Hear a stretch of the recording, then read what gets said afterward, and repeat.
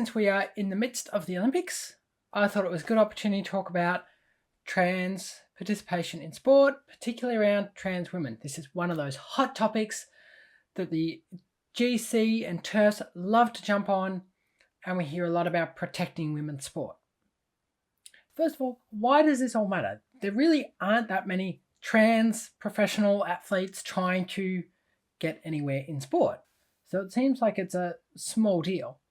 Except anything that happens at the top level, the professional athletes, the professional grade of competition sort of filters down. And this is where it is really important because, we know that LGBTQIA participation in sport in general is much lower than the general population. And this is concerning because sport is really good for building self-esteem. It's very good for social mobility and social connection and inclusion, and obviously has pretty big health benefits. Being active is really important. Being active socially, even more so. So anything that impacts a person being able to participate in sport is serious. We know in Australia, and we have particularly in Melbourne, a really high and really significant sporting culture. We love our sport. We're sport mad. Particularly for trans girls and women, participation is really low. Only 12% of the trans female population participate in sport, compared to the general population, which is 55%. So a huge disparity. That's not because trans women don't like sport. It's because they get harassed, they're banned, they face discrimination. So this is why these bans that happen at the top level are really important, because that filters down. It gives competitions the ability to ban athletes, but also it gives other athletes and competitors opportunities to bully and harass trans athletes out of the sport. And, for fear of that harassment, people don't get involved, which is sad because they're missing out on those benefits. Sport really, and sport participation should be considered a basic right, and it's denied to some people, which we shouldn't be doing. Particularly when the science doesn't support that. Yes, trans women, particularly when they first come out, when they've just started HRT, have certain benefits of male puberty in terms of strength.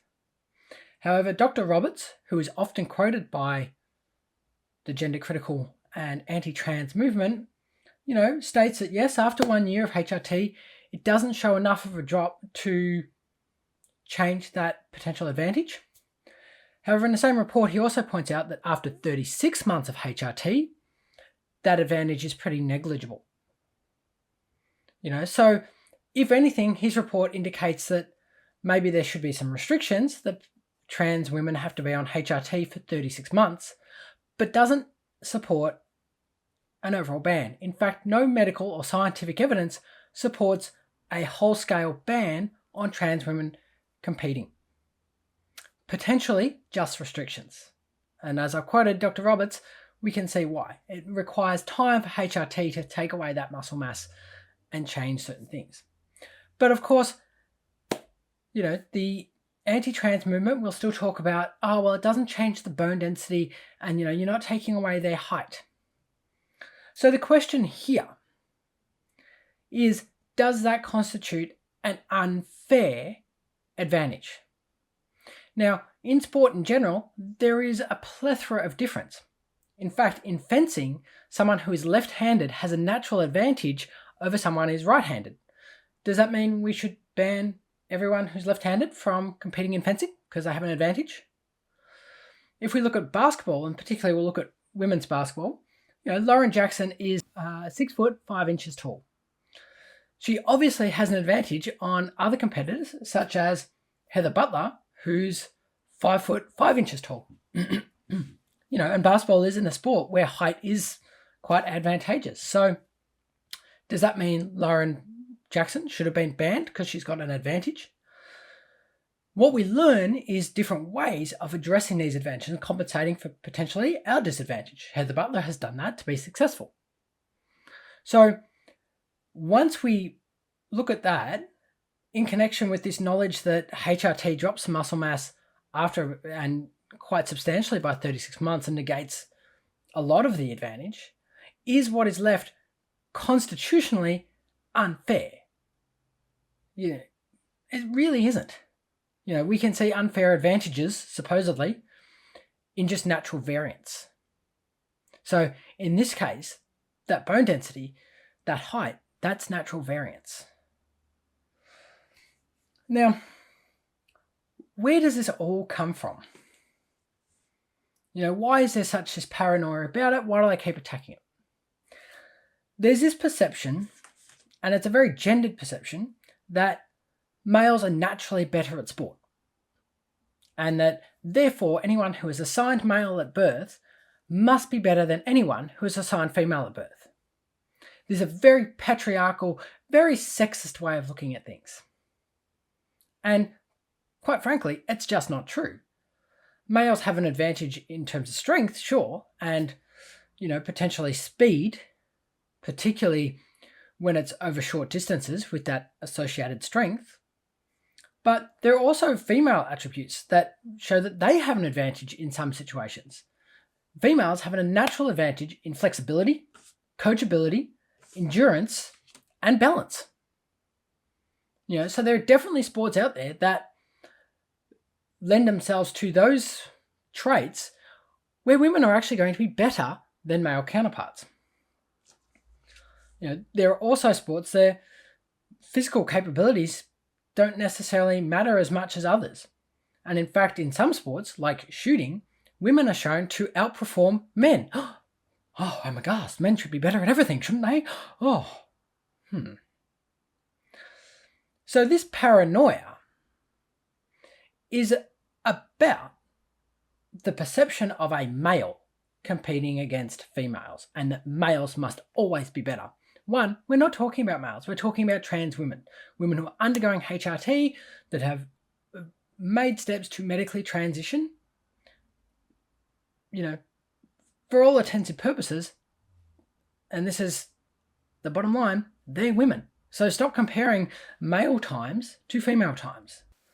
Also, one thing that is never counted in this debate, and that's because, we wouldn't necessarily like to point out society's inequality, is that when we talk about someone who is assigned male at birth, transitioning and playing in female sport, we just seem to lump down any potential advantage down to physical characteristics and attributes.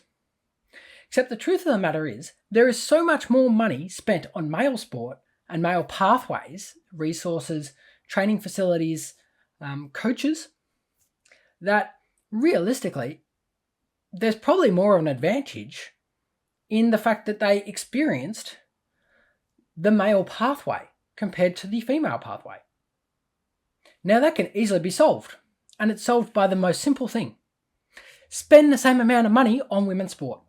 Equality will erase a lot of that disparity. But no, we don't want to do that because, that sort of upsets the apple cart and changes too many things. And women's sport doesn't attract the interest of male sport, so it doesn't make as much money. Well, then let's actually think about what affects the fairness of sport. Now, when we're talking about the gendering of this debate, all of this focuses, and I focused, on trans women. Because trans men don't exist? Wait a second. There's trans male athletes. Are they successful? Yes, they are. Chris Moser, for one, was put into Team USA 2016 for athletics. Trans males have been successful in sport. But wait, they're assigned female at birth. They follow a female puberty. How could they compete with the men? Oh, we'll hush that up. Because maybe males aren't as dominant, as advantageous as we thought. We can't say that we need to protect male sport because that's, there's no way a male could be beaten by anyone that's a female. Again, they're not female, they're males. But, the TERF, anti-trans, GC mindset can't really get that, so they're females. So these females are competing and doing pretty well.